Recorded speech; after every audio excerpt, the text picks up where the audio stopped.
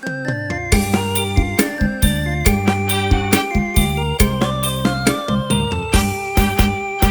วิดโควิดโควิดมันยังมาอิดอกอิดใจแล้วเฮา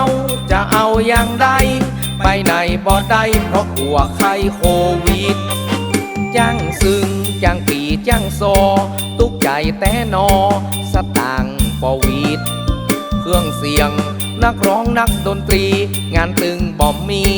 มันเงียบสนิทมีงานเจ้าภาพซ้ำคืนต้องทนกล้ำกลืนตุกไปติกมีงานก็ยังแฟนน้อยได้700-800มาประทังชีวิตสวัสดีครับสวัสดีเจ้าแม่นทีมงานจังซอไอตา3 ตอก็เจ้าแม่นนะครับที่ข้าเจ้าติดต่อมาเล่นงานขึ้นเฮือนใหม่อะเจ้าอ๋อสบายใจได้เลยครับรับรองว่าวันนั้นผมจัดทีมงานจัดเต็มจัดหนักแน่นอนเลยครับสมเกียรติกับงานแน่นอนครับบ่ผิดหวังครับข้าเจ้าเข้าใจเจ้าแต่ว่ามันจัดบ่ได้เจ้าตอนนี้โควิดมันระบาดเจ้าโอ้แล้วอันอย่างใดเนี่ยผมก็ติดต่อเครื่องเสียงนักร้องนักดนตรีจ้างปีจ้างซอไว้หมดแล้วเนี่ยอย่างใดดีเนี่ยเจ้าข้าเจ้าเข้าใจแต่เปิ้นมาคือจัดแต่ถ้าไอ้แค่มาก็มาเตอะข้าเจ้าก็โดนกักตัวอสมเต็มบ้านนี่โอ้ถ้าอันขอคืนก็ต้องข้างนอกตามสบายเถอะครับโอกาสหน้าปากันใหม่ครับ เดือดร้อนอย่างแค่งานเดียวงานมีเป็นเปอร์โควิดโควิดโควิดมันยังมาอิดอกอิดใจแล้วเฮาจะเอาอย่างใดไปไหนบ่ได้เพราะกลัวไข้โควิดฮัลโหลสวัสดีครับอันนี้ทีมงานตา3 โตกอครับแม่นะครับอันนี้พ่อหลวงเนอะว่าได้ครับพ่อหลวงกับพ่อหลวงว่าจะโทรมาคืนซ้อนนะกะงานประเพณีที่วัดเนี่ยจัดบ่ได้แล้วเนอะ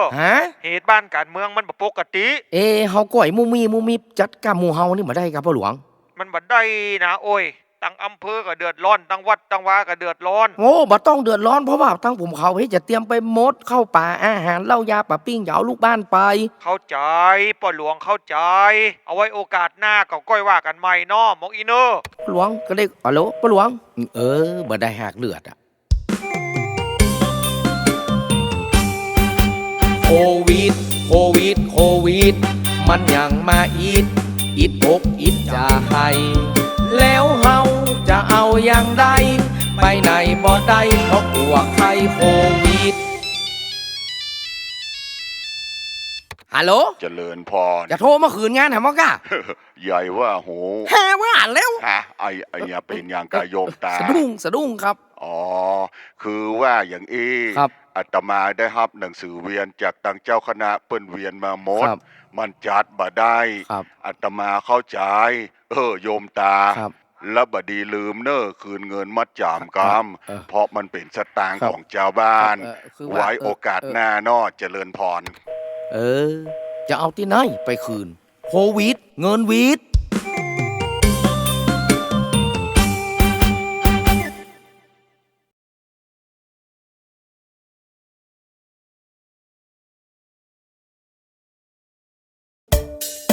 อัปเดตเพลงใหม่รู้ข่าวก่อนใครกด Subscribe และกดกระดิ่งไว้นะครับ